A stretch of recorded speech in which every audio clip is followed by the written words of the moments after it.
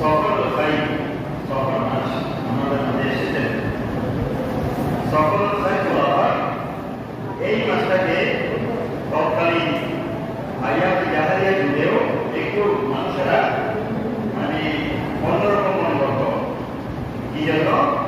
মানে অমঙ্গল মধ্যে এই মাসের মধ্যে ভালো কাজ যেগুলো রয়েছে সেগুলো মানে সংগঠিত করার জন্য, সংগঠিত হওয়ার ক্ষেত্রে তারা একটু মানে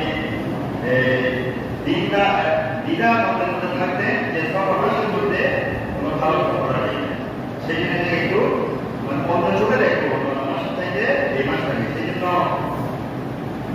বড় বড় যারা আমার অধিকারীরা রয়েছেন এবং যারা খুতবা লিখেছেন তাদের বড় বড় খুতবার মধ্যে এই সব মাসে যেটা আইয়ামে জাহেলিয়া যুগ থেকে এই মাসকে তারা কি করত? একটু অন্য চোখে দেখত, মানে অন্য মাস থেকে একটু অলৌকিক মাস মনে করত, ভালো ভালো কাজগুলো এই মাসে করতে চাইছে। সেই জন্য খুতবারা বলছেন যে না, আল্লাহ রাসূল সাল্লাল্লাহু আলাইহি ওয়াসাল্লাম বলেছেন এই মাসের মধ্যে অন্যান্য মাসের মতো যতগুলো ভালো কাজ রয়েছে এগুলো করলে আরো কল্যাণ হবে, ভালো হবে, উত্তম হবে। যাওয়া জীবন আলহামদুলিল্লাহ। এই জন্য সব ধরনের ভাই খারাপ উত্তম ভালো সফর খারাপ উত্তম মাস সফর মাস।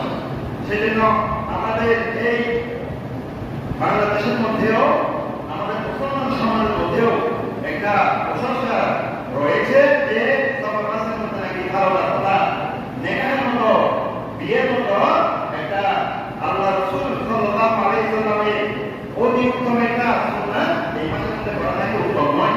এটা অনেকে মনে করেন বিবাহ, সেই জন্য সফর মাস বিয়ের আমাদের চাই না, না এই মাসে হবে না, ওই মাসে হবে।